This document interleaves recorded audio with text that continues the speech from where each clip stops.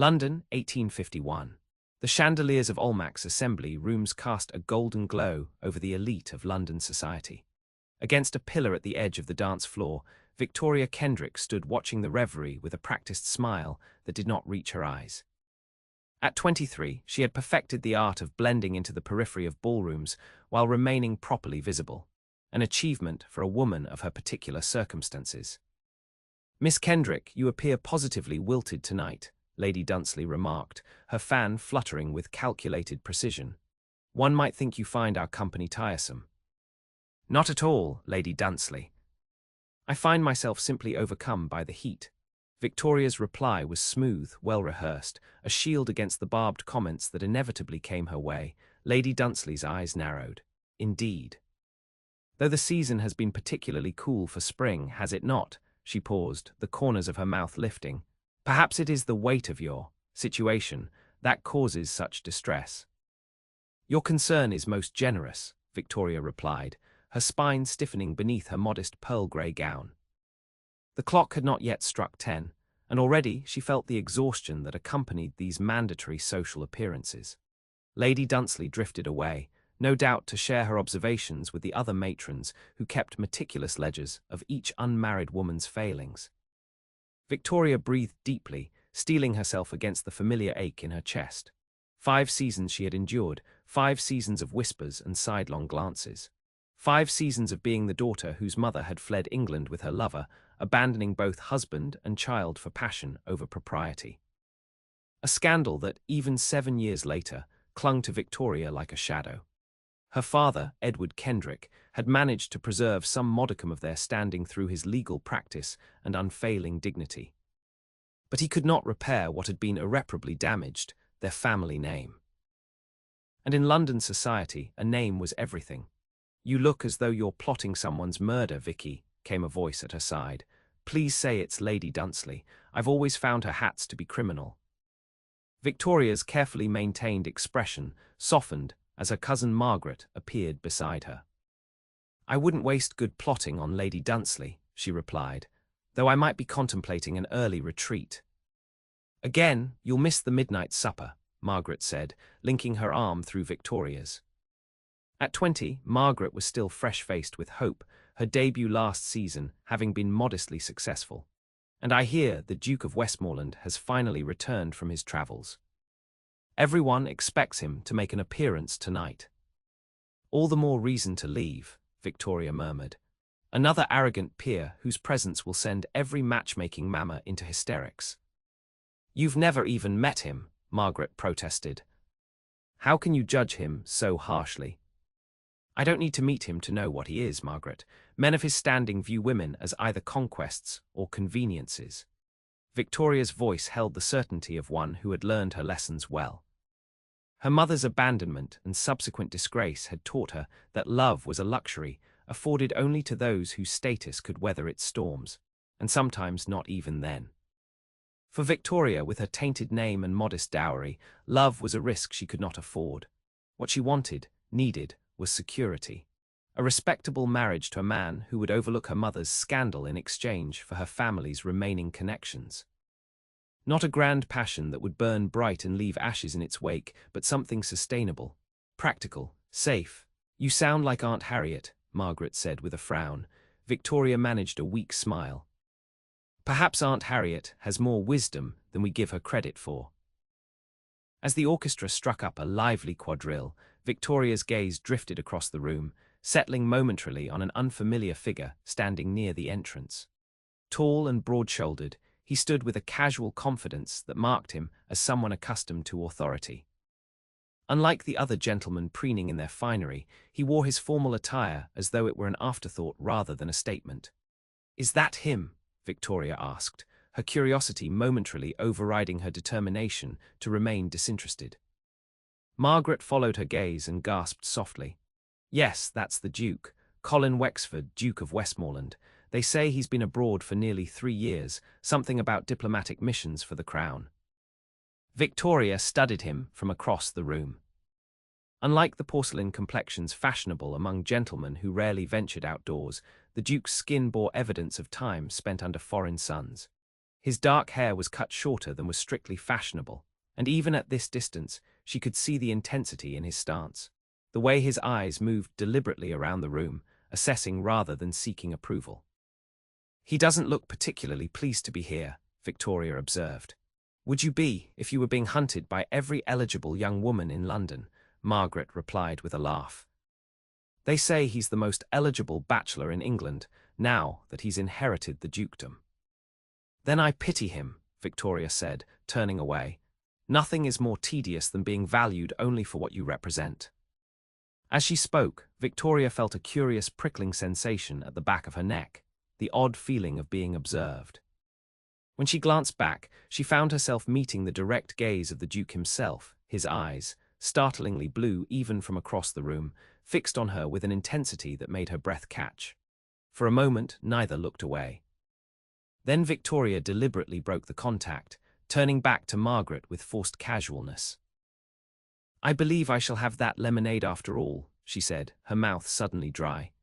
"Victoria," Margaret said, her voice dropping to a whisper, "he's coming this way."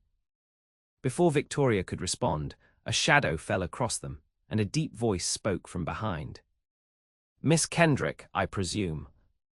Victoria turned slowly, schooling her features into a mask of polite indifference as she faced the Duke of Westmoreland. Up close, he was even more imposing, his features sharply defined, his eyes the color of a winter sky. "Your Grace," she curtsied with practiced precision, "I don't believe we've been formally introduced." A slight smile touched his lips. "We haven't, but I've heard enough about the elusive Miss Kendrick to recognize you on sight." Victoria felt a chill race down her spine. What had he heard? The rumors, the whispers, the carefully constructed embellishments of her mother's disgrace that had grown with each retelling. "I wasn't aware I was notorious enough to warrant recognition, Your Grace," she replied, her tone carefully neutral. "Notorious? No, distinctive, perhaps." His gaze held her steadily. "You're the only woman in this room who looks as though she'd rather be anywhere else." Margaret made a small sound that might have been a stifled laugh. Victoria shot her a warning glance before addressing the Duke again. "Your observation skills are impressive, Your Grace. Though I might suggest that in a room full of people desperate to impress you, indifference might simply stand out." Instead of taking offense, the Duke's smile widened slightly. "Precisely, it's refreshing." He glanced at Margaret, acknowledging her with a polite nod. "Would you permit me to introduce myself properly to your companion, Miss?" "Margaret Kendrick, Your Grace." "Victoria's cousin," Margaret supplied, executing a perfect curtsy. "Miss Margaret Kendrick," he repeated with a slight bow. "And now that propriety has been observed," he turned back to Victoria, "would you do me the honor of the next dance, Miss Kendrick?" Victoria hesitated. To dance with the Duke would draw attention she had spent years avoiding. Yet to refuse would create a different kind of spectacle. "I would be honored, Your Grace," she finally said, accepting his extended hand. As he led her toward the dance floor, Victoria was acutely aware of the eyes following them, the whispers already beginning. The Duke of Westmoreland, newly returned to London and heir to one of the oldest titles in England, had chosen to dance with Victoria Kendrick, daughter of a woman who had abandoned all propriety for passion. "You seem troubled, Miss Kendrick," the Duke observed as they took their positions for the waltz. "Not troubled, Your Grace, merely conscious of the interest our dance is generating." His hand at her waist was firm but respectful as the music began. "Does that bother you, being observed?" "When one has been the subject of observation for reasons beyond one's control, one becomes sensitive to scrutiny," she replied carefully. They moved together with surprising ease, as though they had danced 100 times before. The Duke guided her with subtle confidence, neither showy nor stiff in his movements. "I understand that better than you might think," he said after a moment, "the burden of others' expectations and judgments." Victoria looked up at him with newfound curiosity. "I would imagine a duke faces a different sort of judgment than most." "Different in nature, perhaps, but not in weight." His expression grew thoughtful. "We are both playing parts assigned to us by others, are we not? You, the woman who must be above reproach to compensate for a past not of her making. And I, the nobleman who must fulfill centuries of expectation simply because of the circumstances of his birth. Victoria faltered slightly in her steps, surprised by his perception. The Duke adjusted seamlessly to maintain their rhythm. "You speak very freely, Your Grace," she managed. "Another habit acquired abroad, I'm afraid.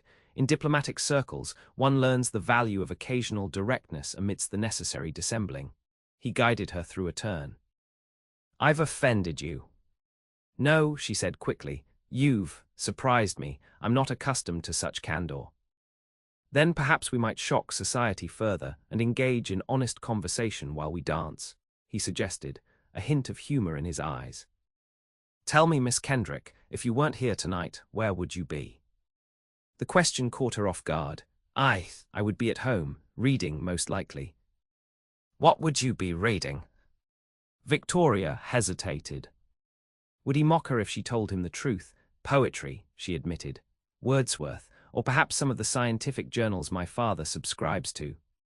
His eyebrows rose slightly. Scientific journals. An unusual choice for a young lady. "Is it? I find the advances in medicine and natural philosophy far more engaging than the latest on-dits about who danced with whom at Almack's."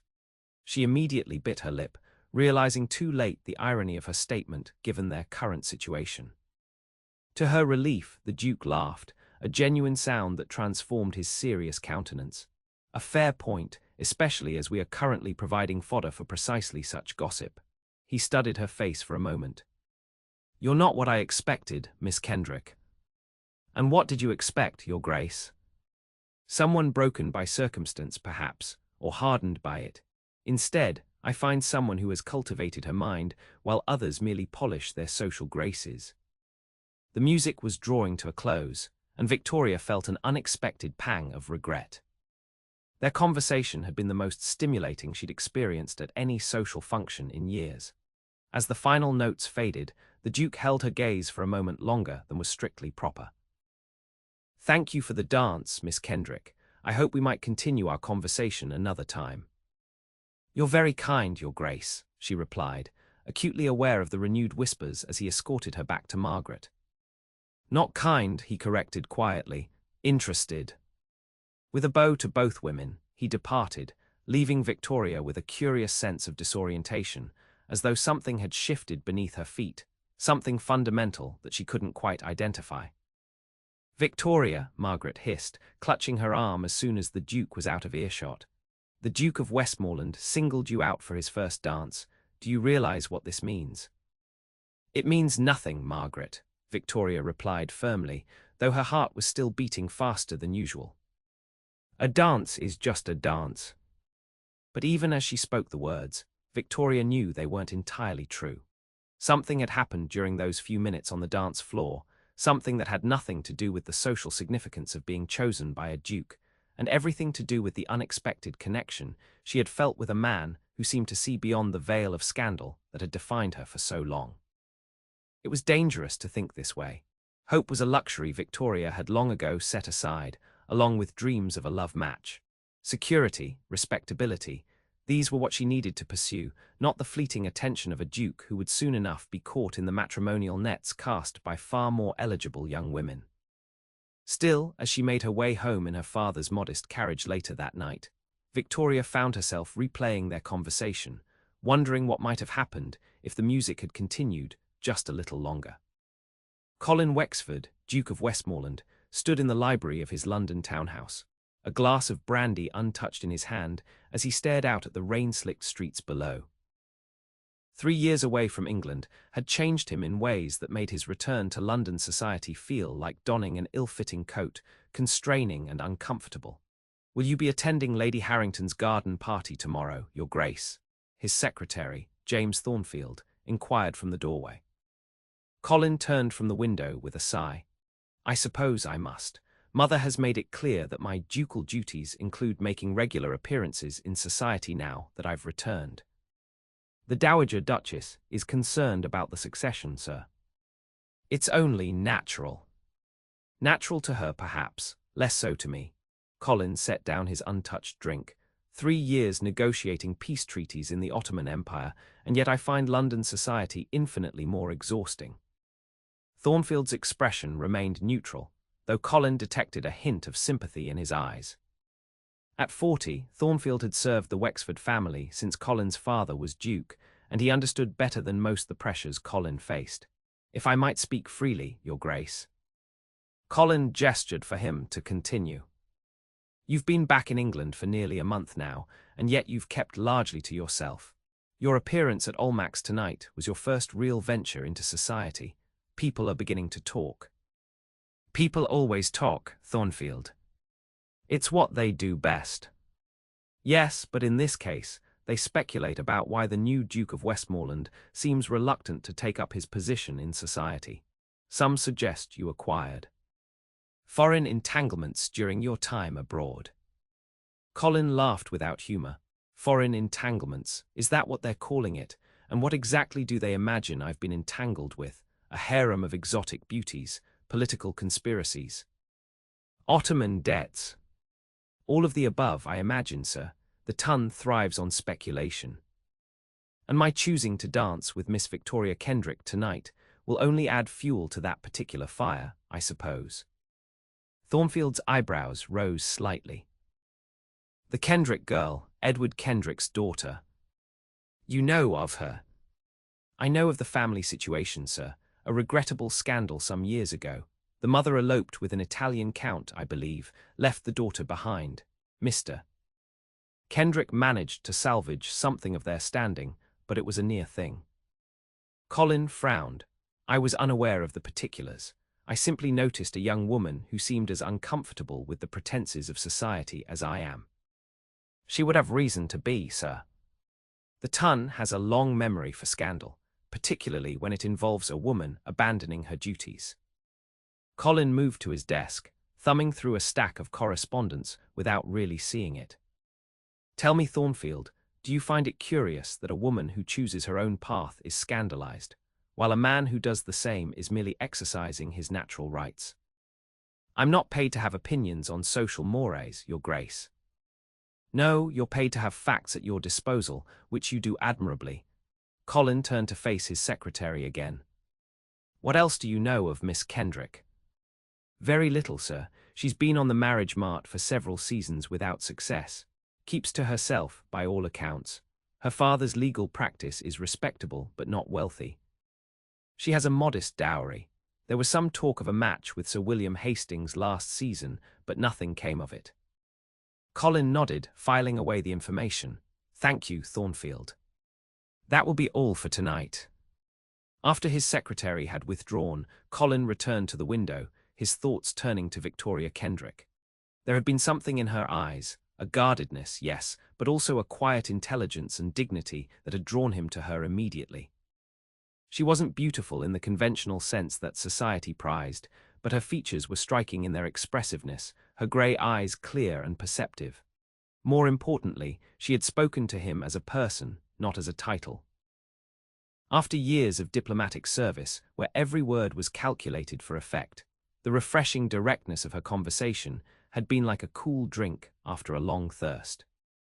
Colin was under no illusions about what was expected of him now that he had inherited the dukedom after his cousin's unexpected death. He needed to marry, and soon, to produce the heir that would secure the Wexford line. His mother reminded him of this duty in each letter she sent from the Dower House in Hampshire. But having seen firsthand the consequences of political marriages during his diplomatic service, the cold alliances, the separate lives led under a veneer of propriety, Colin found himself reluctant to enter such an arrangement himself. Perhaps that was why Victoria Kendrick had caught his attention. She too seemed to understand the weight of expectations and the price of defying them. With a sigh, Colin turned from the window. Lady Harrington's garden party awaited tomorrow, and with it, the possibility of seeing Miss Kendrick again. Despite his aversion to such gatherings, he found himself looking forward to it with unexpected anticipation. The afternoon sun cast dappled shadows across Lady Harrington's manicured gardens as Victoria made her way along a gravel path, having separated herself from the main, gathering under the pretext of admiring the spring blooms. In truth, she needed a moment's respite from the sidelong glances and whispered comments that had followed her since her arrival. Word of her dance with the Duke of Westmoreland had spread through London society with predictable speed, generating speculation that ranged from the merely curious to the outright unkind. Some suggested the Duke had chosen her out of pity, others that he was deliberately courting controversy. The crueler tongues implied that Victoria might have inherited her mother's propensity for capturing the attention of powerful men. Finding a secluded bench partially hidden by a flowering cherry tree, Victoria settled herself with a sigh, smoothing the skirts of her pale blue walking dress. She had debated whether to attend the garden party at all, but her father had encouraged her to maintain her social appearances. "Running away only gives credence to their judgments, my dear," he had said gently. "Better to face them with dignity than hide in shadows." Edward Kendrick had weathered the storm of his wife's abandonment with remarkable fortitude, never speaking ill of her even as society condemned her actions. He had focused instead on rebuilding their lives, maintaining his legal practice, ensuring Victoria received a proper education, and preserving what connections he could through unfailing courtesy and professionalism. Victoria often wondered if he still loved her mother, despite everything. The thought both inspired and terrified her. The idea that love could endure such betrayal seemed almost as dangerous as the possibility that it couldn't. "Miss Kendrick," the deep voice startled her from her reverie. Looking up, Victoria found herself once again face to face with the Duke of Westmoreland. He was dressed more casually today in a dark green coat that emphasized the breadth of his shoulders, his expression warming slightly as their eyes met. Victoria rose quickly, cursing, "Your Grace, I didn't hear you approach." "Forgive me for disturbing your solitude," he said, though he made no move to leave. "I saw you slip away from the crowd and thought perhaps you might welcome company that doesn't come with whispers attached." Victoria hesitated. To be found alone with the Duke would only add fuel to the gossip already circulating, and yet the prospect of conversation with him was undeniably appealing. "It's not proper for us to speak privately, Your Grace," she said, though without much conviction. His lips curved in a slight smile. "We are hardly private. The entire party is just beyond those hedges, and I can see at least 2 chaperones from here." He gestured toward an elderly matron dozing on a distant bench and a young couple walking arm in arm along a nearby path. "But if you prefer, we can rejoin the gathering." Victoria found herself returning his smile. "No, I confess I'm enjoying the momentary peace." She gestured to the bench. "Please join me if you wish." As he sat beside her, leaving a respectable distance between them, Victoria noted that even in this informal setting, there was something commanding about his presence. Not the affected superiority she had observed in other noblemen, but a natural authority that seemed intrinsic to his character. "You've caused quite a stir in society, Your Grace," she remarked, deciding that directness was preferable to awkward circumlocution. "Have I? And here I thought I was being commendably proper, attending the required functions and making polite conversation." "Dancing with me was apparently not considered commendably proper," Victoria replied, a hint of dryness in her tone. His expression sobered. "Because of your mother's history." Victoria stiffened slightly. "You've been making inquiries about me." "Not actively, but when one shows interest in a particular member of society, information tends to find its way to one's ears." He studied her face. "Does it bother you that I know?" "It would bother me more if you didn't. At least now we can dispense with the pretense that you're unaware of my situation." "Your situation being that you are judged for actions not your own," he said quietly. "It seems remarkably unfair." Victoria looked at him in surprise. Most people either avoided mentioning her mother entirely or spoke of the scandal in hushed, condemning tones. "Life is rarely fair, Your Grace. We all bear burdens, not of our choosing." "Indeed." He was silent for a moment, his gaze moving to the garden beyond. "May I ask you something, Miss Kendrick?" "You may ask. I reserve the right not to answer." That drew a genuine smile from him. "Fair enough. I wonder, do you resent your mother for her choice?"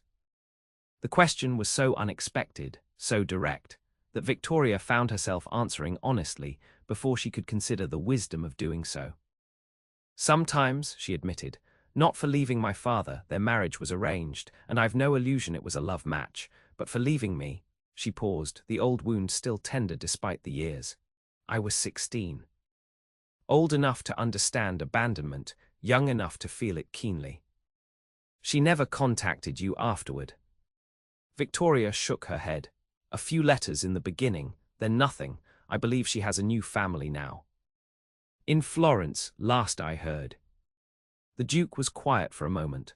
And yet, despite this, you've maintained your dignity and your place in society, however precarious.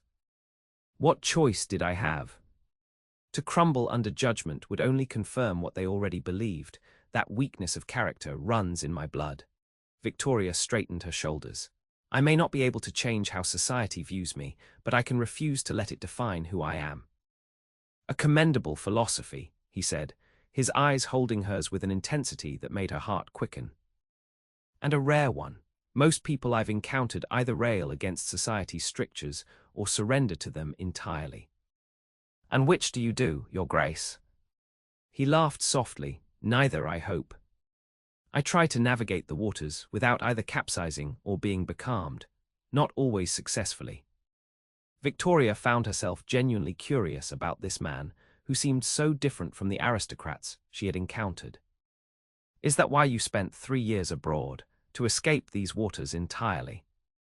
Not to escape, no, to serve a different purpose. His expression grew more serious. I was part of a diplomatic mission to strengthen relations with the Ottoman Empire. It was educational in ways I hadn't anticipated. How so? The Duke seemed to consider his words carefully. I learned that the differences between people, between cultures, religions, traditions, are far less significant than what we share in common. Desires for security, respect, understanding. He paused.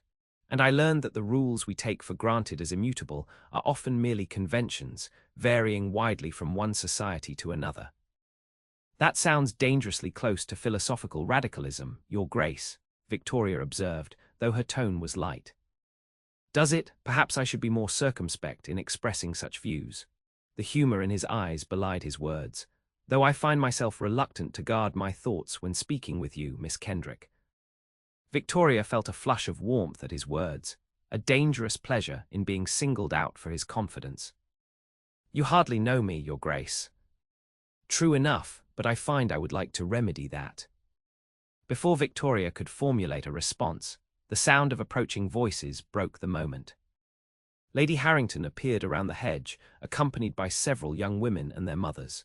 Your Grace, Lady Harrington exclaimed, her surprise quickly masked by a gracious smile. We wondered where you had disappeared to. And Miss Kendrick as well. How unexpected to find you both here. Victoria rose quickly, recognizing the speculation already forming behind Lady Harrington's polite facade. The Duke stood as well, his posture relaxed despite the awkwardness of the situation. Miss Kendrick was kind enough to educate me on the varieties of roses in your excellent garden, Lady Harrington, he said smoothly. I've developed an interest in horticulture during my time abroad. Lady Harrington's eyes narrowed slightly, her glance taking in the notable absence of roses in their immediate vicinity. How fascinating. Though I believe the rose garden is on the eastern side of the property. Is it? Then it seems Miss Kendrick and I have been discussing an entirely theoretical garden. My mistake. The Duke's smile remained pleasant, though Victoria detected a hint of steel beneath it. Perhaps you might direct us there now. I would be most interested to see the real specimens. Trapped by her own social obligations as hostess, Lady Harrington had no choice but to agree. As their expanded party moved toward the rose garden, the Duke fell into step beside Victoria, just far enough behind the others to speak privately. I apologize for the interruption, he said quietly, and for potentially compromising your reputation further. It's hardly your fault, Your Grace. Lady Harrington has been seeking an opportunity to catch you alone since your arrival. Finding you with me instead must have been quite disappointing. He glanced at her, a smile touching his lips. On the contrary, I found the company far preferable. Victoria knew she should discourage such comments, should maintain a proper distance from this man whose attention was already causing ripples of gossip. And yet she found herself unwilling to retreat behind the wall of formality she had built over the years. "You are very direct in your compliments, Your Grace." "Colin," he said suddenly, "I beg your pardon. My name is Colin. I spend so much time being addressed by my title that I sometimes fear I'll forget my own name entirely." Victoria smiled despite herself. "I don't think it would be proper for me to address you so informally, Your Grace. Perhaps not in company. But when we speak privately, as I hope we might again, I would consider it a favour." They had reached the rose garden now, where Lady Harrington was directing the Duke's attention to a particularly prized yellow rose imported from China. As the group moved among the flowering bushes, Victoria found herself separated from the Duke, drawn into conversation with Margaret, who had just arrived at the garden party. "You were alone with the Duke," Margaret whispered, her eyes wide. "Victoria, do you realize what people will say?"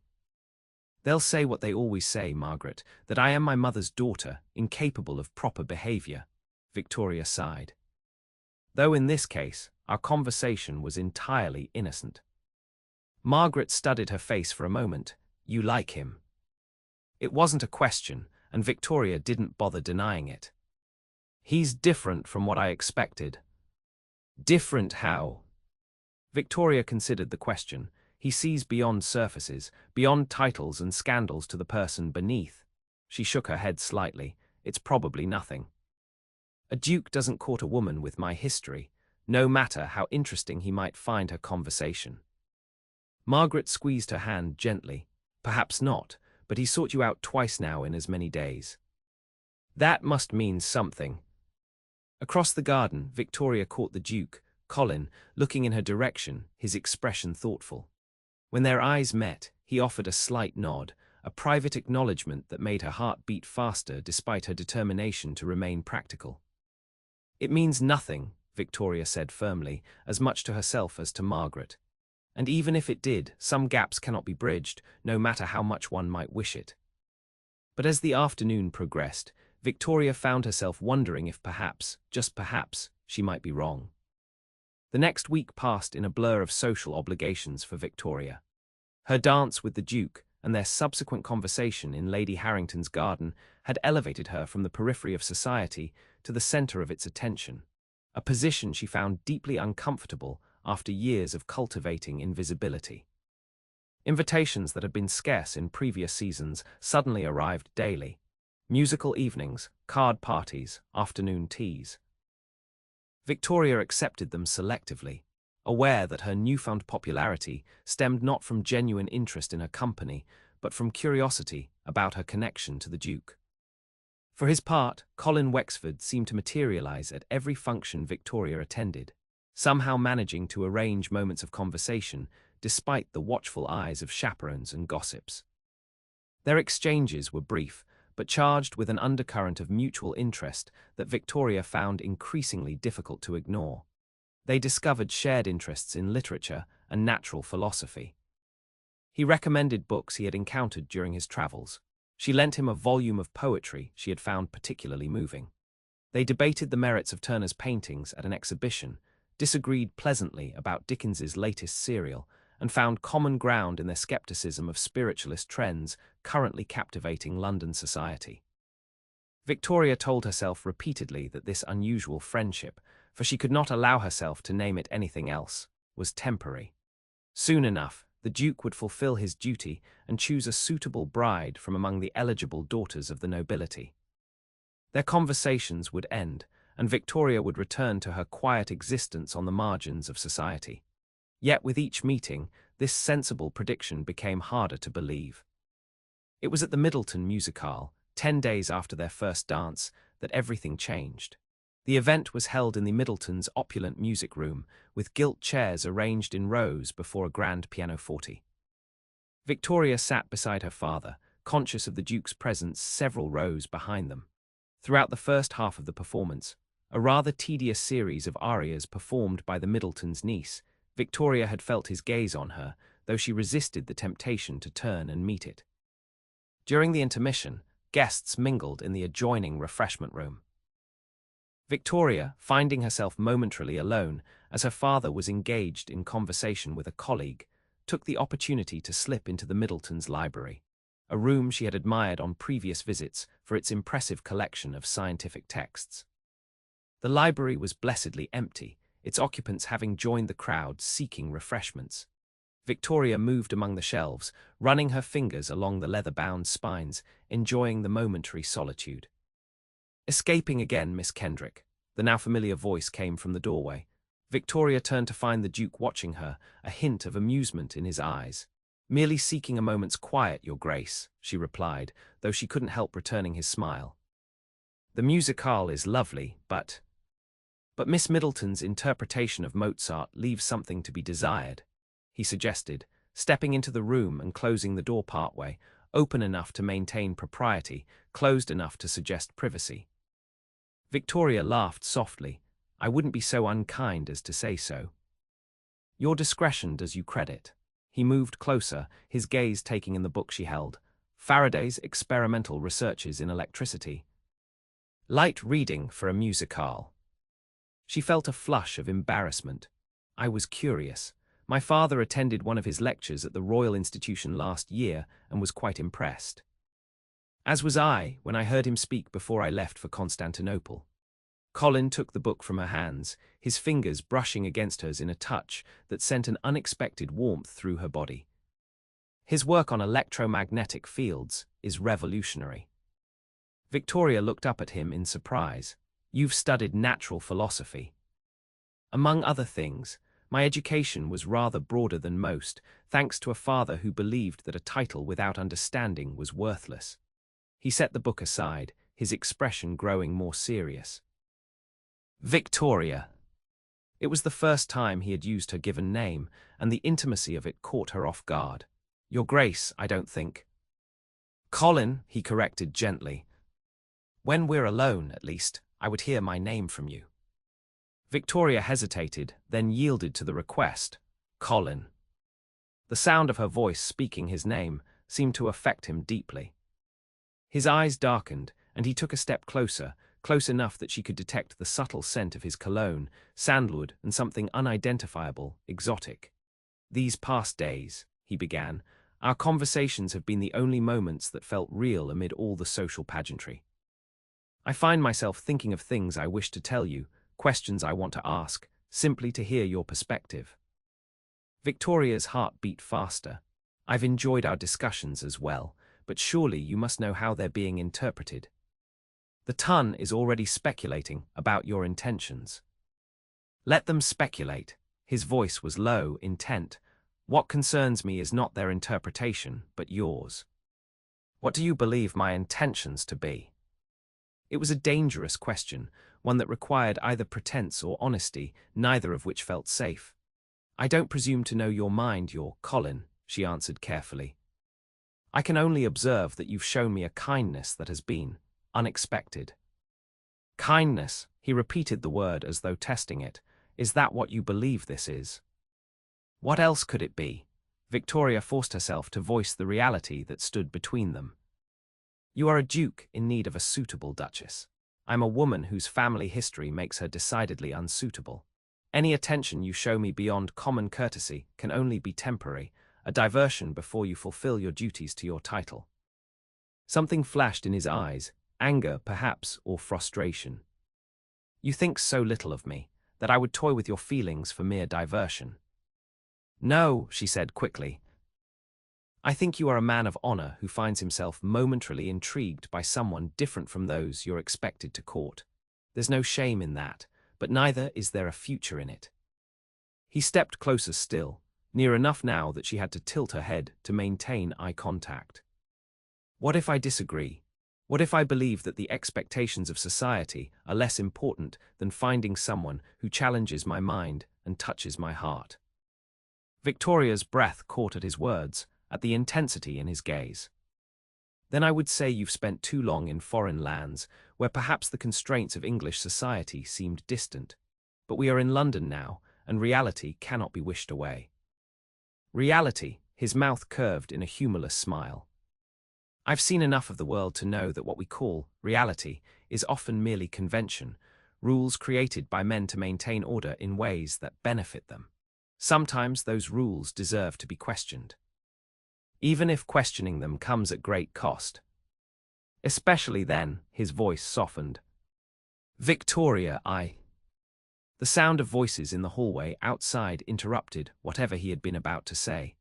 They moved apart instinctively, Victoria turning back to the bookshelves as the door opened fully.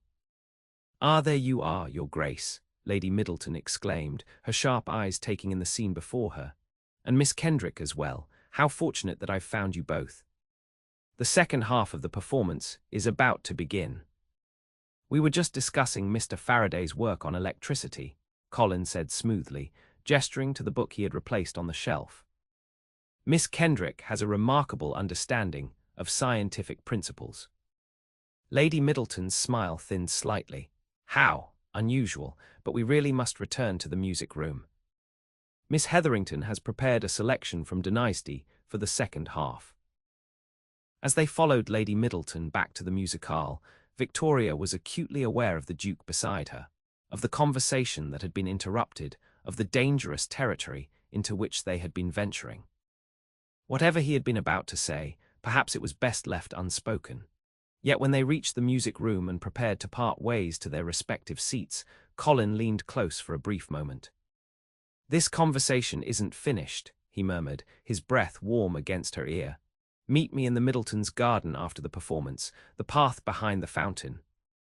Before Victoria could respond, he had moved away, leaving her with a decision that felt momentous in ways she couldn't fully articulate. To meet him would be improper, potentially ruinous if they were discovered. To refuse would be sensible, safe, and perhaps the greatest regret of her life. Throughout the second half of the musicale, as Miss Hetherington's soprano filled the room, Victoria's thoughts remained fixed on the choice before her. Years of caution warred with a newfound longing for something she had never allowed herself to want. A connection that transcended society's expectations, a man who saw her for who she truly was rather than the shadow of her mother's scandal. When the final notes faded and the audience rose in polite applause, Victoria had made her decision. The Middletons' garden was illuminated by lanterns strung among the trees, casting pools of golden light across the stone paths. Most guests had remained inside for the supper that followed the musicale, but a few had ventured outdoors to enjoy the mild spring evening. Victoria moved purposefully toward the fountain at the garden's center, her heart pounding in her chest. She had told her father she needed fresh air, not entirely a lie, as the music room had grown stifling during the performance. He had nodded absently, engaged in conversation with a judge he had known for years. The fountain came into view, water cascading over marble tiers into a basin where lily pads floated on the surface. Behind it, partially concealed by a hedge of flowering shrubs, was the path Colin had mentioned. Victoria hesitated, one last moment of doubt assailing her.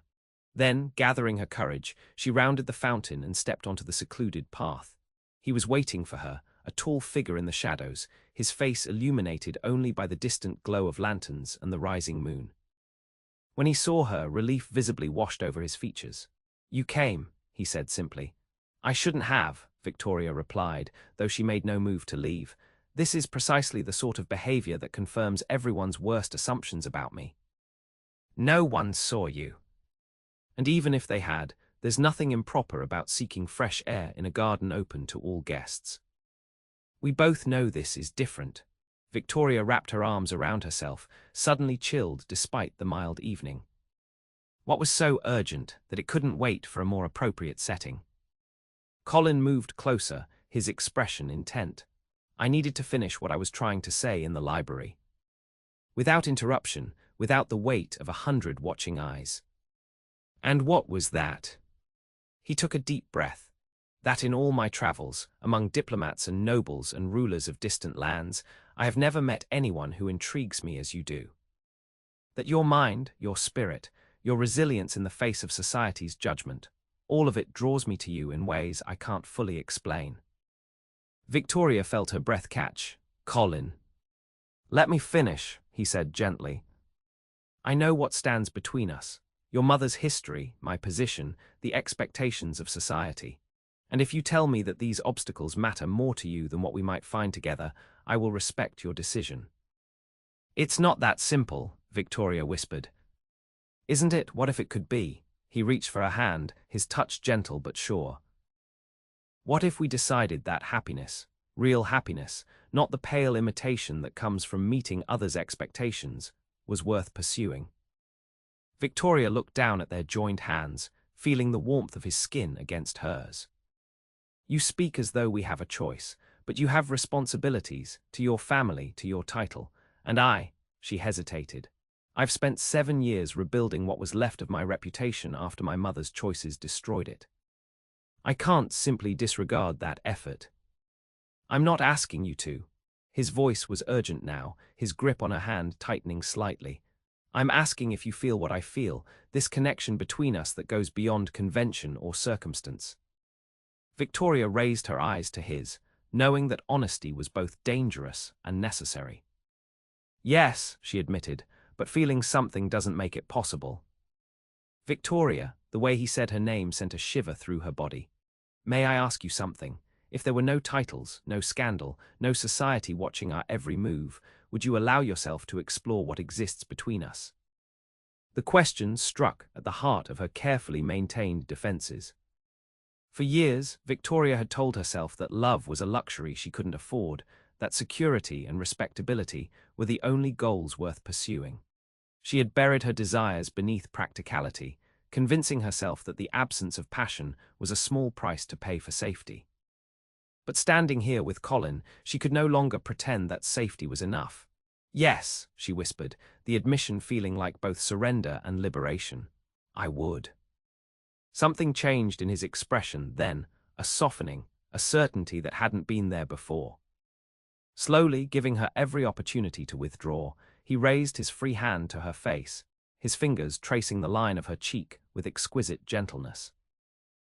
"Then perhaps," he said softly, "we should begin by acknowledging what we feel, rather than denying it in the name of propriety." His face was close to hers now, his intention clear in the way his gaze dropped to her lips.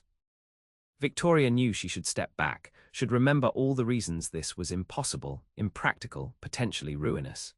Instead, she found herself swaying toward him, drawn by a force as inevitable as gravity.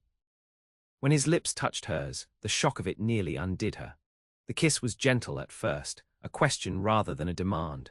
Then, as Victoria responded, it deepened into something more urgent, more profound, a conversation without words, an acknowledgement of the connection that had been building between them since that first dance. His hand cradled her face, his thumb brushing along her jawline as the kiss continued, stealing her breath and her reason. Victoria's fingers gripped the lapel of his coat, anchoring herself as the world seemed to shift beneath her feet. When they finally broke apart, both breathing unsteadily, Colin rested his forehead against hers. "Tell me now that this is merely kindness or diversion," he murmured. Victoria closed her eyes, overwhelmed by sensation and emotion. "It isn't, but that doesn't make it wise." "Wisdom is overrated," he replied, a smile in his voice, "particularly when compared to this." The sound of voices approaching from the direction of the house broke the moment. Victoria stepped back quickly, smoothing her skirts with trembling hands as Colin straightened his coat. "I should return inside before my absence is noticed," she said, her voice uneven. Colin nodded, though reluctance was written in every line of his body. "Yes, but Victoria, this changes things. You know that, don't you?" Could a single kiss, however transformative, really alter the realities that stood between them? Victoria wasn't sure, but she knew that something fundamental had shifted within her, a lock opening on feelings she had kept sealed away for years. "I need time," she said finally. "To think, to understand what this means." "Of course." He reached for her hand once more, raising it to his lips in a gesture that was formally proper, yet deeply intimate given what had just passed between them. "But know this, I am not a man who acts without intention, or who begins what he does not intend to finish." The implications of his words sent a wave of both hope and fear through Victoria. Before she could respond, the voices grew closer and Colin released her hand. Go, he said quietly. Return to the house. I'll wait here until it's safe for me to follow. Victoria nodded, gathering her composure before stepping back onto the main garden path. As she walked toward the house, her mind racing with the implications of what had just occurred, she couldn't help but touch her fingers to her lips, still warm from his kiss. Whatever came next, one thing was certain: her carefully ordered world would never be the same again. The following week passed in a blur of confusion and anticipation for Victoria. The Duke, Colin, had been called away to his country estate on urgent business the day after the Middleton musicale, leaving her with only a hastily pennied note expressing his regret at the necessary departure and his hope to continue their conversation upon his return. In his absence, Victoria found herself alternating between hope and doubt, reliving their kiss in the garden with a mixture of exhilaration and dismay. Had she truly allowed herself to be so reckless? And more troubling still, why did she not regret it more thoroughly? Her father noticed her distraction during breakfast one morning, peering at her over his newspaper with concern. "You seem preoccupied, my dear. Is something troubling you?" Victoria forced a smile. "Nothing of importance, father. Just the usual social obligations." Edward Kendrick studied his daughter's face for a moment longer. "I've heard some talk," he said carefully, "about the Duke of Westmoreland's attention to you at recent gatherings." Victoria stilled, her teacup halfway to her lips. "People will gossip about anything, father. You know that better than most." "Indeed," he set aside his newspaper, his expression grave. "Victoria, you know I want only your happiness. But I would be remiss as a father if I didn't caution you about raising hopes that might lead to disappointment." "I assure you my hopes remain firmly grounded," Victoria replied, though the memory of Colin's kiss belied her words. Her father's eyes softened. "The Duke seems a decent man by all accounts, different from many of his rank, but the expectations placed upon him are considerable, particularly regarding his choice of bride." "I'm well aware of that, father." Victoria set down her cup, meeting his gaze directly. "I harbor no illusions about my position in society or the limitations it imposes." Edward reached across the table to cover her hand with his. "Your position is not of your making, my dear. And I have regretted every day that you've had to bear the burden of circumstances beyond your control." It was as close as he ever came to directly referencing her mother's abandonment.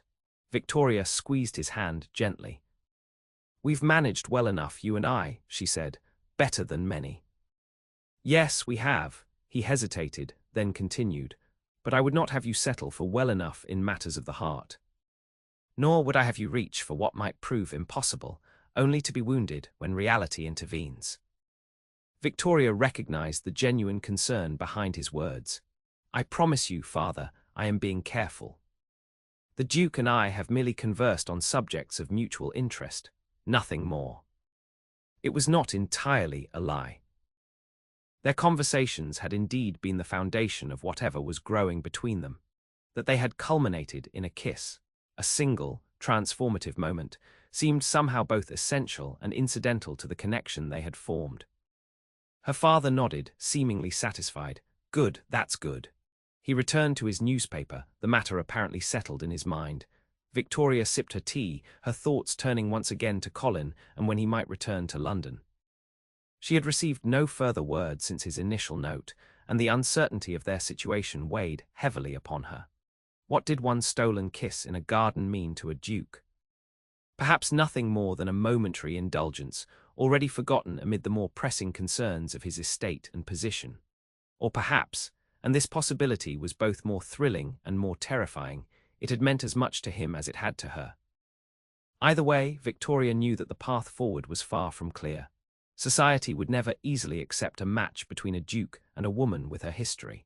And even if Colin was sincere in his apparent feelings, the pressure from his family and peers would be immense. For now, all she could do was wait, for his return, for some sign of his intentions, for clarity on a situation that seemed to grow more complex with each passing day. 2 days later, Victoria received an unexpected visitor at the Kendrick home. She was reading in the drawing room when Adams, their elderly butler, appeared at the doorway. "The Dowager Duchess of Westmoreland to see you, Miss Victoria," he announced, his usual impassivity giving way to slight bewilderment at the identity of their caller. Victoria rose quickly, smoothing her simple day dress and wishing fleetingly that she had worn something more formal. "Show her in, Adams, please." Her mind raced as she waited, the Dowager Duchess, Colin's mother, calling on her. It could mean only one thing. Somehow, word of their garden encounter had reached her ears. When the Duchess entered, Victoria curtsied deeply. "Your Grace, this is an unexpected honour."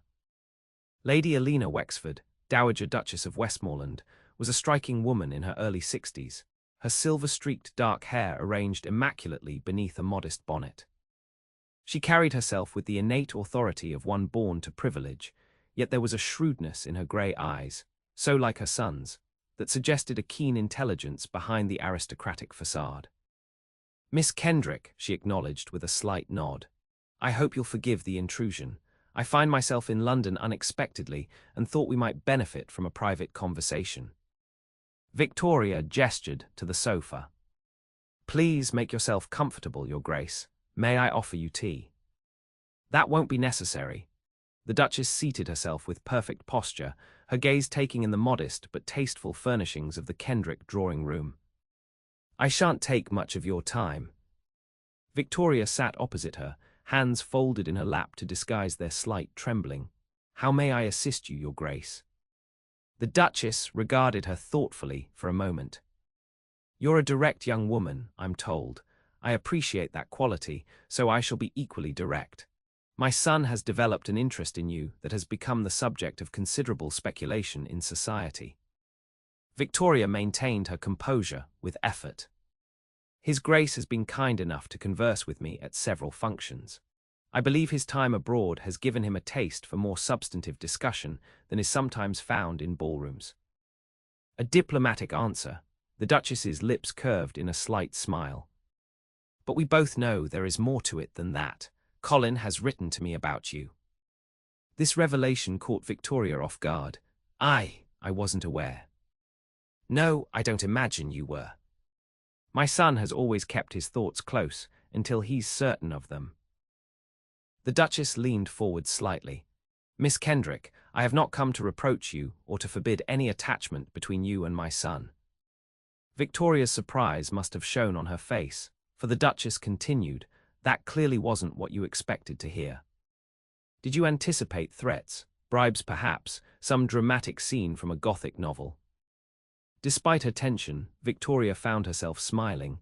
"Perhaps not quite so theatrical, Your Grace, but I did expect." "Disapproval." "Oh, there is a great deal about this situation I might disapprove of," the Duchess replied matter-of-factly. "The timing is inconvenient, the gossip is tiresome. And the complications are numerous." She paused, studying Victoria's face. "But my son has never been conventional in his thinking, and his time abroad has only reinforced that tendency. If I've learned anything in my years as a mother, it's that direct opposition only strengthens his resolve." Victoria wasn't sure how to respond to this unexpectedly candid assessment. "May I ask why you've come then, Your Grace?" "To meet you properly, to understand what has captured my son's interest so thoroughly that he's willing to court controversy for it." The Duchess's gaze was penetrating. "And to warn you, not against him, but about what pursuing this connection might mean for you both. I'm well aware of the obstacles, Your Grace." "Are you, I wonder?" The Duchess adjusted her gloves, a gesture that seemed more contemplative than nervous. "You know, of course, that your mother's history makes you an unconventional choice for a duchess. Society has a long memory for scandal." Victoria stiffened. "Yes, Your Grace. I've had 7 years to become acquainted with that fact." "Then you understand that any attachment between you and my son would face considerable opposition.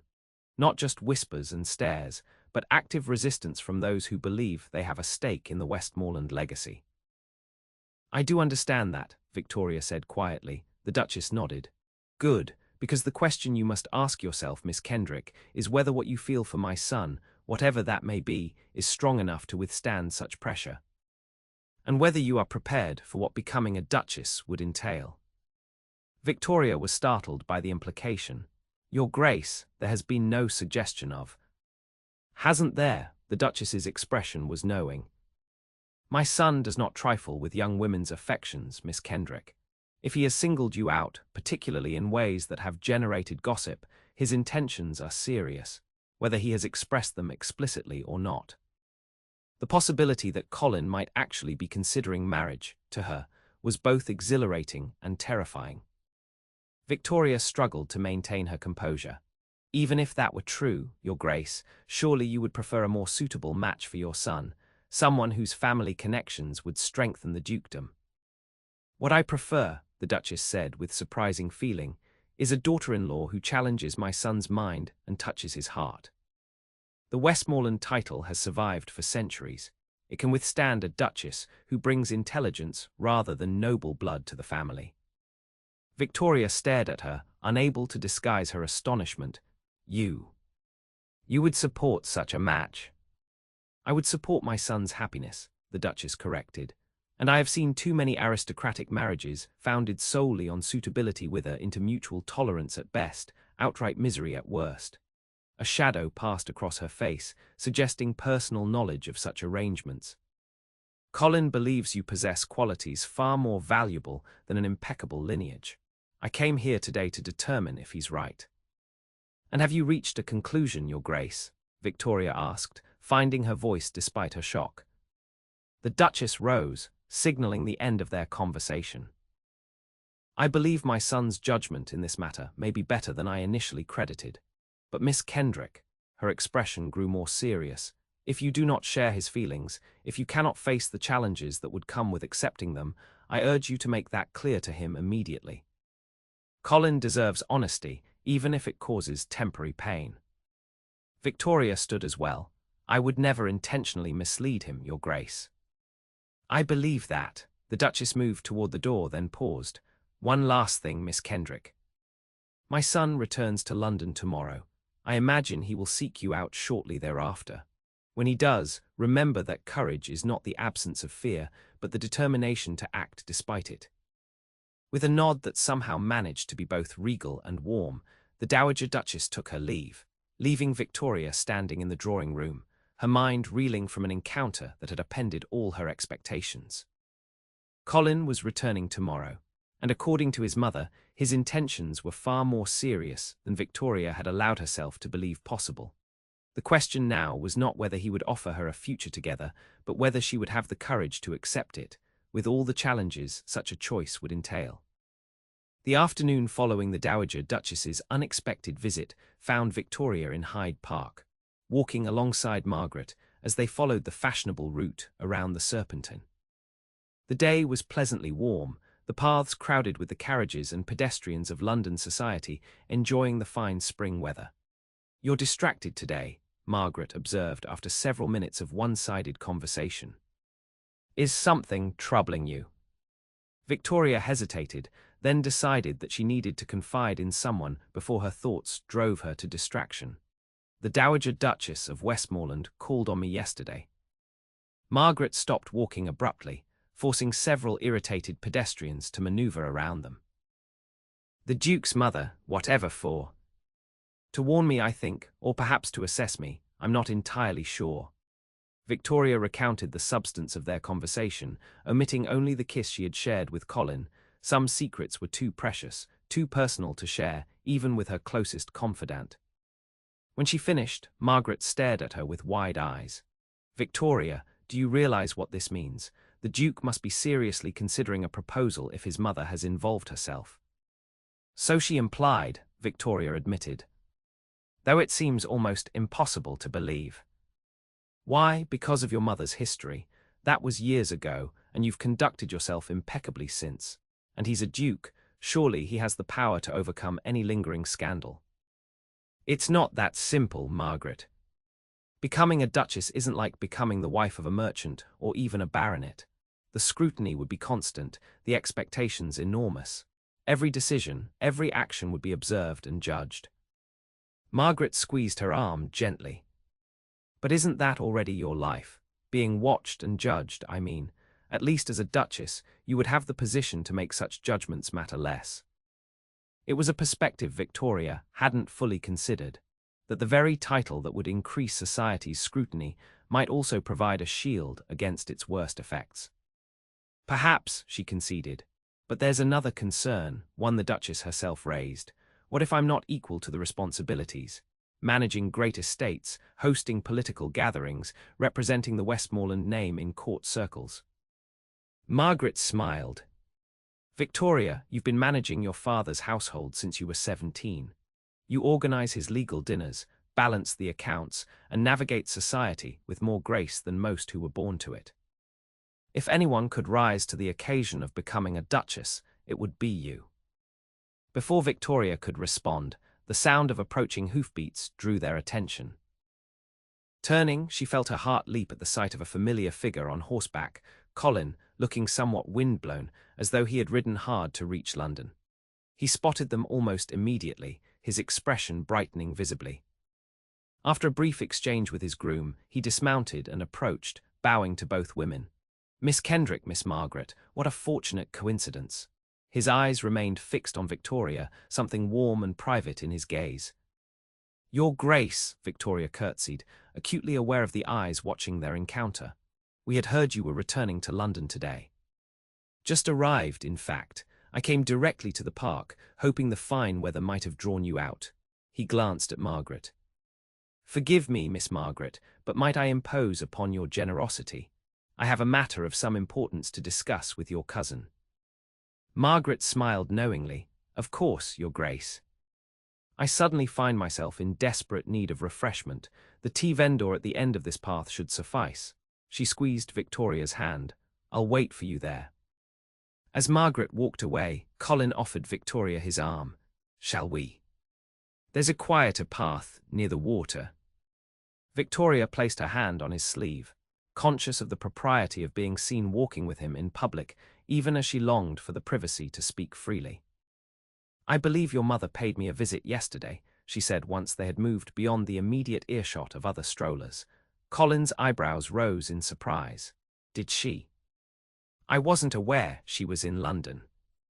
"She arrived unexpectedly, or so she said." "And what was the nature of this visit? I hope she wasn't difficult." Victoria considered her response carefully. She was unexpectedly frank. And surprisingly understanding. Relief crossed his features. "I'm glad to hear it, though I confess I'm curious about what prompted her to seek you out." "I believe she wanted to determine my suitability as a potential duchess," Victoria said, deciding that directness was the only approach that made sense now. Colin stopped walking, turning to face her fully. Around them, the park continued its leisurely afternoon rhythms, but Victoria was aware only of his eyes on hers, intense and searching. "And what conclusion did she reach?" he asked quietly.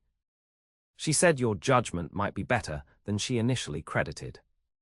A smile tugged at his lips. "High praise indeed from my mother." His expression grew more serious. "Victoria, there's something I need to tell you. The reason I was called away to Westmoreland Court." "Colin!" The sharp female voice cut through their conversation like a knife. Victoria turned to see a striking woman approaching rapidly, her expensive walking dress and elaborate hat marking her as a member of the highest circles. Beside her, Colin stiffened visibly. "Lady Hargrove," he acknowledged with a formal bow, "I wasn't aware you had returned to London." Clearly, the woman's eyes flickered dismissively over Victoria before returning to Colin. "I called at your townhouse and was told you had just arrived in the city and gone directly to the park. I thought we might have an opportunity to speak privately." Her emphasis on the last word, combined with her pointed glance at Victoria, made her meaning unmistakable. "Lady Hargrove, may I present Miss Victoria Kendrick?" Colin said, his tone carefully neutral. "Miss Kendrick, Lady Caroline Hargrove is an acquaintance of my family's." Lady Hargrove extended her hand limply. "Charmed, I'm sure." Her expression suggested anything but. "Kendrick, the name is somewhat familiar." "Perhaps you knew my father, Edward Kendrick," Victoria replied evenly. "He practices law in Lincoln's Inn." "Are a lawyer's daughter, how?" "Quaint." Lady Hargrove turned her attention back to Colin. "Westmoreland, I really must insist on a private conversation." Family matters, you understand. Victoria felt a chill at the woman's emphasis on family. The implication was clear. Lady Hargrove considered herself to have some claim on Colin that superseded Victoria's presence. Colin's jaw tightened visibly. I'm currently engaged in conversation with Miss Kendrick, Caroline. Whatever family matters you wish to discuss can wait until a more appropriate time. Lady Hargrove's perfect features arranged themselves into an expression of hurt surprise. Surely Miss Kendrick would not object to giving us a moment. After all, our connection predates her acquaintance with you by many years. The tension between them was palpable. Victoria, sensing that her continued presence would only exacerbate the situation, made a quick decision. Your Grace, I should rejoin my cousin. She will be wondering what's become of me. She curtsied slightly. Lady Hargrove, it was a pleasure to make your acquaintance. Victoria, Colin began, but she shook her head slightly. Another time, perhaps, she said quietly, then turned and walked away before he could protest further. As she moved toward the refreshment stand where Margaret waited, Victoria fought to maintain her composure. Lady Hargrove's appearance and the possessive familiarity with which she had addressed Colin raised questions that Victoria hadn't considered before. Had there been an understanding between them? Was Lady Hargrove the kind of suitable match society would expect for a duke, beautiful, clearly well-born, and connected to his family by long acquaintance? By the time Victoria reached Margaret, she had composed herself sufficiently to offer a plausible explanation for her early return and to suggest they head home. As they left the park, Victoria resisted the urge to look back, to see if Colin still stood with Lady Hargrove or if he had perhaps followed her. Some questions were better left unanswered, at least for now. That evening, as Victoria sat with her father in their modest drawing-room after dinner, Adams appeared with a small silver tray bearing a letter. From the Duke of Westmoreland's residence, miss, he announced, handing her the sealed note. Victoria felt her father's curious gaze upon her as she opened the letter with fingers that trembled slightly. The Duke writes to invite us to a small gathering at his townhouse tomorrow evening, she said, keeping her voice steady. A musical soiree in honor of his mother's visit to London. Edward Kendrick looked surprised. Us, both of us. Yes, father, the invitation is quite specific. Victoria passed him the note. Her father read it carefully. Indeed it is. Most unusual for a duke to extend such a personal invitation to a lawyer and his daughter. He glanced at Victoria over the top of the paper. Unless, of course, there is some particular reason for his interest in our company. Victoria felt a flush rise to her cheeks. The Duke and I have conversed at several functions. He finds my opinions on literature and natural philosophy diverting, I believe. Diverting enough to invite us into his home. Edward set the invitation aside thoughtfully. Victoria, if there is something developing between you and the Duke that I should be aware of. There is nothing formal, father, she interrupted, unwilling to discuss feelings she herself was still trying to understand. The Duke has been kind, that is all. Her father studied her face for a long moment. Very well, we shall attend this soiree, and I shall observe for myself the nature of the Duke's kindness. Victoria nodded, grateful that he didn't press further. But as she prepared for bed later that night, her thoughts returned again and again to the interrupted conversation in the park and the appearance of Lady Hargrove. Tomorrow's gathering would bring them face to face again, but now there were new questions to be answered, new complications to navigate. Sleep was a long time coming. The Duke of Westmoreland's townhouse near Grosvenor Square was a testament to generations of aristocratic wealth, imposing without ostentation, elegant without excess. As Victoria and her father were announced in the main drawing-room, she was struck by the intimate nature of the gathering. Rather than the crush of society events, there were perhaps 30 guests at most, conversing in small groups while a string quartet played softly in a corner. The Dowager Duchess spotted them immediately, making her way across the room with a grace that belied her years. Mr. Kendrick, Miss Kendrick, how pleased we are that you could join us. She extended her hand to Edward, who bowed over it respectfully. The honor is ours, Your Grace, he replied. It was most kind of you to include us in your gathering. Nonsense, any friend of my son's is welcome in our home. The Duchess turned to Victoria with a warm smile that held a hint of conspiracy. "Miss Kendrick, I believe Colin, the Duke, was hoping to show you the library. He mentioned you share an interest in scientific texts." Victoria glanced at her father, who nodded almost imperceptibly. "That would be most interesting, Your Grace." "Excellent, Mr. Kendrick. Perhaps you would allow me to introduce you to Lord Pemberton. He has a particular interest in legal reforms that I believe would align with your expertise." As the Duchess led her father away, Victoria found herself momentarily alone, uncertain where to find Colin or whether she should seek him out at all. Her question was answered when a familiar voice spoke from behind her. "You came." Victoria turned to find Colin standing there, more formally attired than she had seen him in the park, but with the same intensity in his gaze. "The invitation was most gracious," she replied, keeping her tone light despite the rapid beating of her heart. "Both my father and I were honored to be included." "Victoria," he stepped closer, lowering his voice. "About yesterday in the park." "There's no need to explain, Your Grace," she interrupted. "Lady Hargrove clearly has a prior claim on your attention." "No, she doesn't." The firmness of his tone caught Victoria by surprise.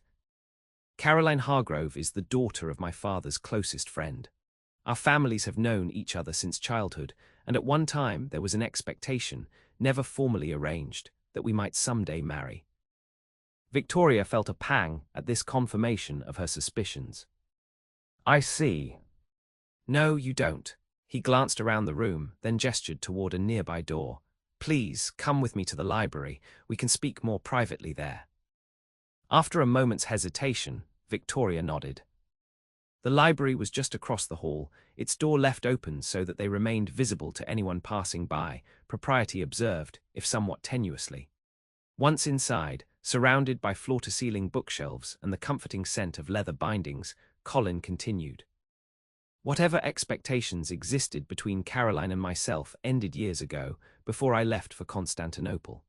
She married Lord Hargrove, a man twice her age with a substantial fortune and a weak constitution." "And now?" Victoria asked, unable to keep the question inside. "Now she is a widow of 8 months, having nursed her husband through a prolonged illness. She returned to London recently, apparently with the intention of renewing our connection." His expression hardened slightly. "A connection I have no interest in pursuing, regardless of her current availability." Victoria absorbed this information, relief mingling with lingering uncertainty. She seemed very determined. Caroline has always been determined. It's one of her few consistent qualities. Colin moved closer, his gaze holding hers. "But she is not the reason I asked you here tonight, nor is she the reason I was called away to Westmoreland Court." "What was the reason then?" Victoria asked. Colin took a deep breath. "My solicitors discovered that my cousin, the previous Duke, had left the estate in considerable disarray. Debts, mismanagement, neglect of the tenant farms. I spent the past week with my steward, assessing the damage and creating plans to address the most urgent concerns." Victoria frowned, confused by this change of subject. "I'm sorry to hear that. It must be a considerable burden." "It is, and it made me realize something important." His expression softened. "That I need a partner, Victoria. Not merely a duchess to bear the title and produce heirs, but a woman of intelligence and character who can stand beside me as we rebuild what my cousin nearly destroyed." Victoria's breath caught in her throat. "Colin, let me finish, please." He took her hands in his touch sending warmth through her entire body. "The week I spent at Westmoreland Court was the longest we've been apart since we met, and I found myself constantly thinking of you, of your perspective on the estate's problems, of how you would approach the challenges ahead. It made me certain of what I had already begun to suspect, that you are the woman I want to share my life with." Victoria stared at him, scarcely able to believe what she was hearing. "You cannot mean—" "I do mean it." His grip on her hands tightened. "Victoria, I know the obstacles, the whispers, the disapproval from certain quarters, the adjustments you would need to make. But I also know that together we could face them all. My mother already admires you, which is no small achievement, and more importantly, He paused, vulnerability clear in his expression. I believe I'm falling in love with you. The words hung in the air between them, profound in their simplicity. Victoria felt tears spring to her eyes, emotions she had kept carefully controlled for years suddenly breaking free. This is madness, she whispered. You're a duke, I'm the woman I want, he finished for her. The woman who sees me as Colin, not merely as Westmoreland. The woman whose mind challenges mine, whose courage inspires me, whose kiss, he smiled slightly, has haunted my dreams since that night in the garden. Victoria closed her eyes, overwhelmed. If you knew what you were risking. I do know, his voice was steady, certain, and I'm willing to risk it all for the chance of happiness with you. Opening her eyes, Victoria searched his face, looking for any sign of doubt or hesitation. She found none, only a clear, unwavering certainty that shook her to her core. Before you answer, Colin continued, there's something else you should know, the other reason I was called to Westmoreland Court. I received a letter from your mother. Victoria froze. My mother, how? She wrote to me from Florence, having heard rumours of our connection. It seems she maintains some correspondence with distant acquaintances in London who keep her informed of society matters. What did she want? Victoria asked, her voice barely audible. Colin hesitated, to warn me, ostensibly, about the potential consequences of aligning myself with her daughter, but I believe her real purpose was to assure herself that my intentions toward you were honourable. A small smile touched his lips. Apparently, even after abandoning her responsibilities, she retained some maternal concern for your welfare. Victoria felt as though the floor had dropped away beneath her feet.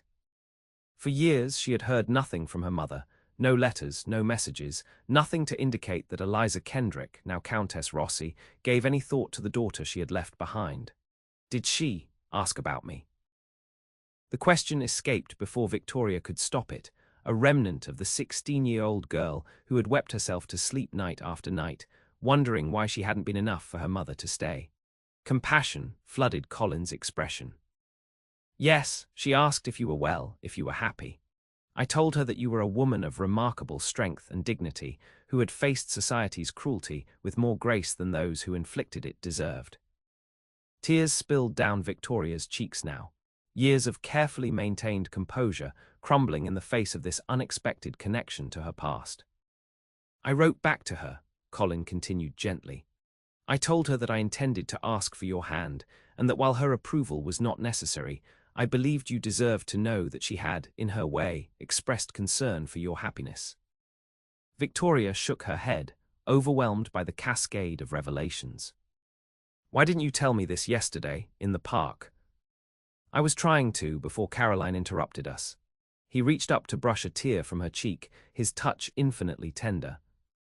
I wanted you to know everything before I asked the question that has been in my heart since that night in the garden. Victoria drew a shaky breath, aware that they stood at a crossroads, that her answer would determine not just her future, but Colin's as well. Ask me, she whispered. Colin's eyes never left hers as he slowly, deliberately knelt before her, still holding her hands in his. Victoria Kendrick, will you do me the honour of becoming my wife? Of standing beside me as my duchess, my partner, my love.